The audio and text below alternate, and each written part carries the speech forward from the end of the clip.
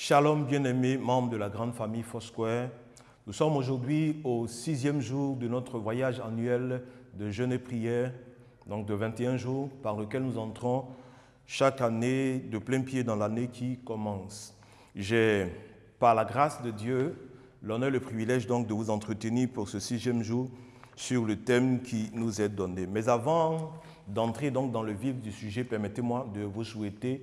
pour cette nouvelle année dans laquelle nous sommes déjà de plein pied, mes vœux les meilleurs, vœux de santé, vœux de réussite, vœux de prospérité, tout au long de cette année, dans chaque domaine de votre vie. Priant ainsi, j'espère que Dieu fera en sorte qu'effectivement cette année soit une très belle année pour chacun d'entre nous.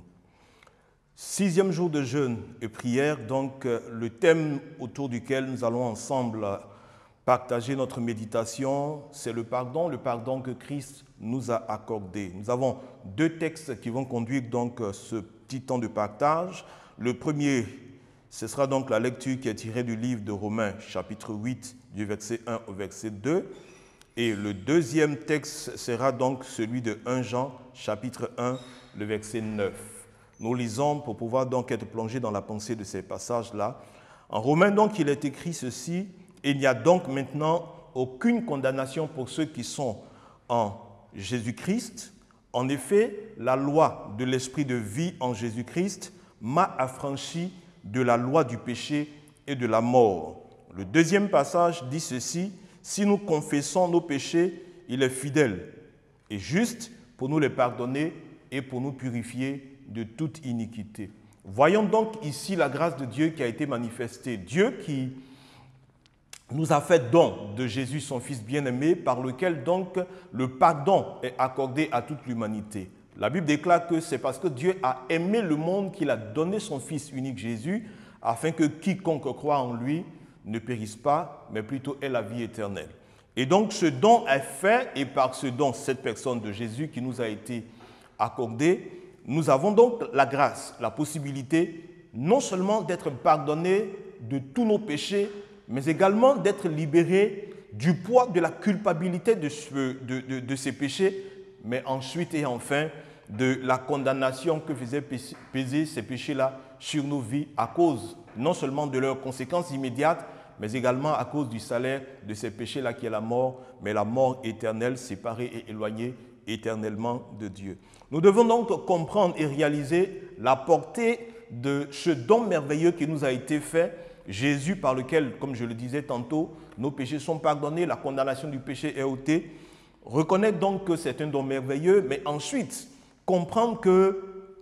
reconnaître ce don doit nous pousser à pouvoir donc témoigner de notre gratitude, notre reconnaissance à Dieu qui nous a fait ce don et à cause duquel don aujourd'hui nous avons la possibilité non seulement de ne pas subir les conséquences de nos péchés, mais de pouvoir avoir accès, mais un accès libre dans la présence de Dieu. Entrer dans la présence de Dieu librement, sans être coupable et sans se sentir coupable, mais également avec la possibilité de pouvoir parler avec ce Dieu au moyen de la prière. C'est une grâce extraordinaire. C'est un don qui a un effet extraordinaire. Avoir accès à la présence de Dieu, être libre dans son esprit, dans cette présence de Dieu, pouvoir louer, pouvoir célébrer, mais également parler avec Dieu, lui présenter les pensées de notre cœur, lui présenter également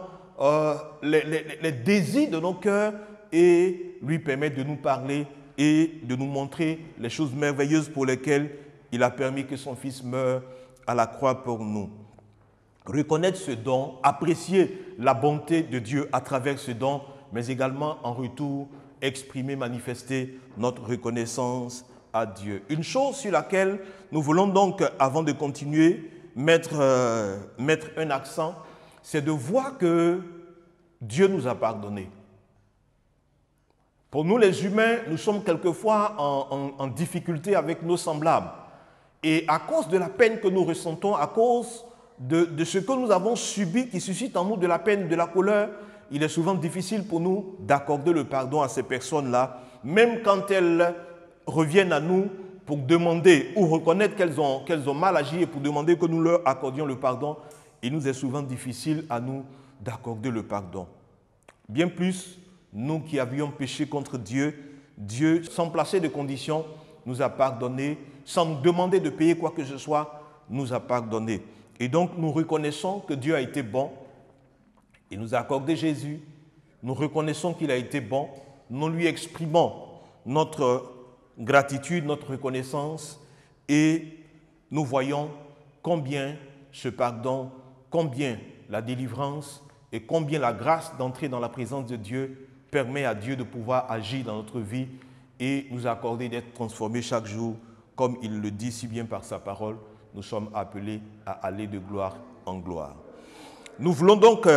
ensemble aborder nos points de prière. Nous en avons 3. Le premier donc va consister à prier afin que les hommes dans le monde et même nous qui sommes dans le Seigneur,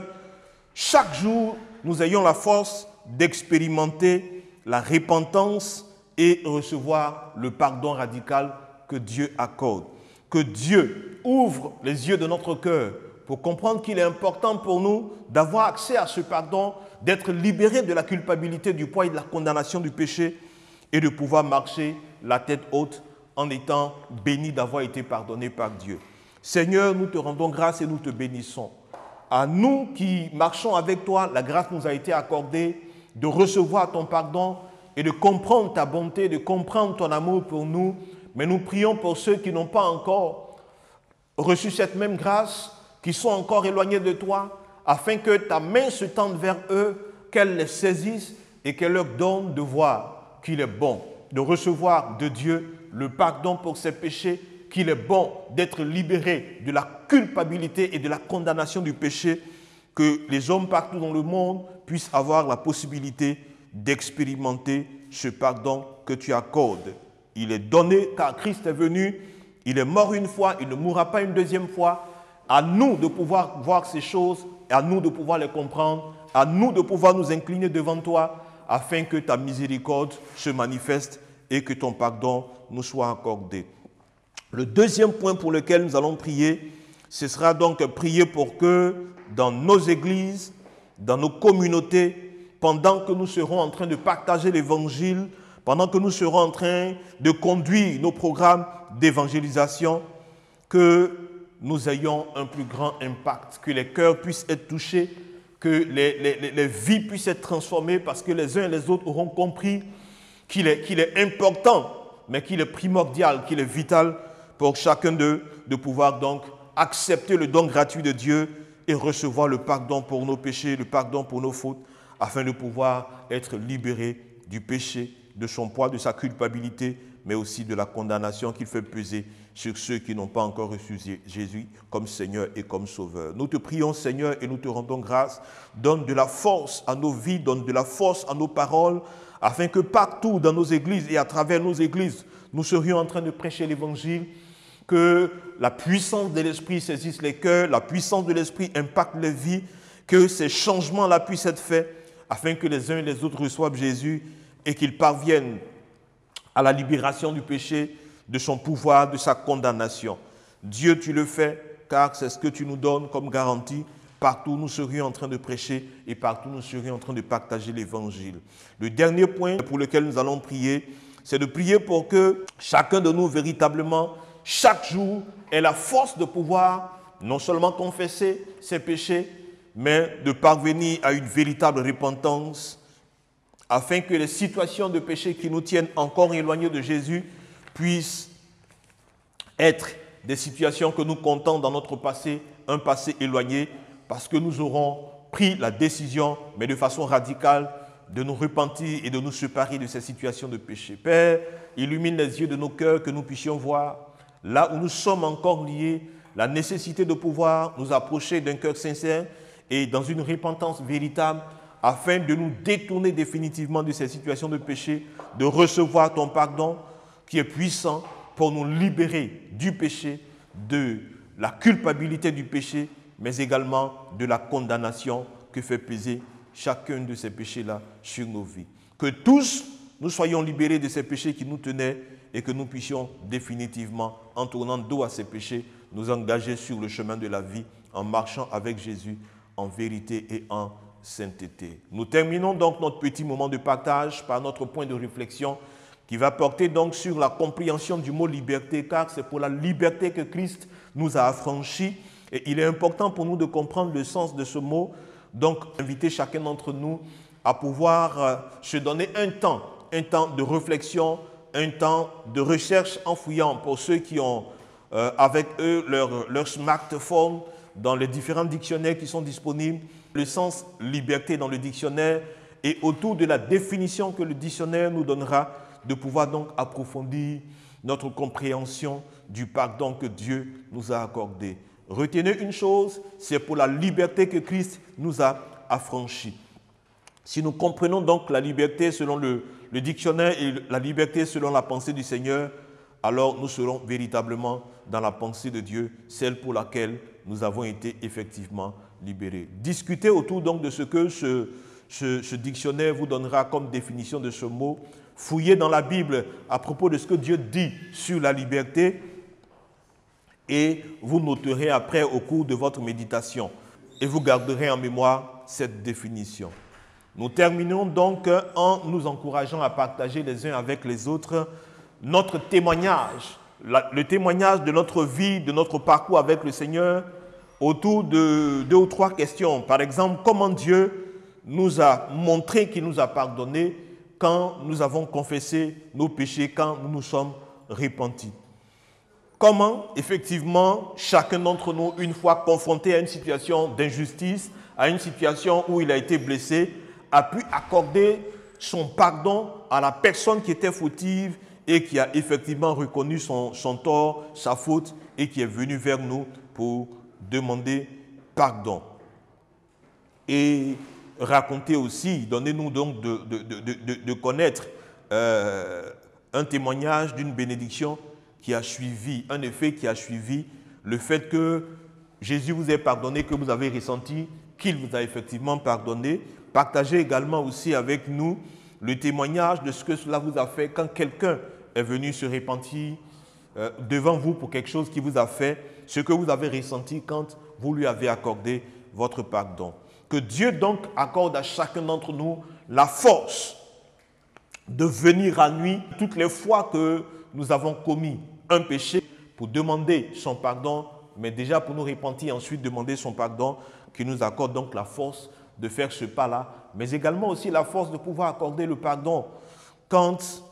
quelqu'un qui nous a blessés reconnaît qu'il l'a fait et qu'il vient à nous pour demander que nous lui accordons notre pardon. Qu'en agissant ainsi, Dieu continue à nous bénir dans notre marche avec lui, qu'en agissant ainsi, nous continuons à libérer des vies, quelquefois qui sont tenues en prison, qui sont tenues captives, simplement parce qu'elles n'ont pas été pardonnées.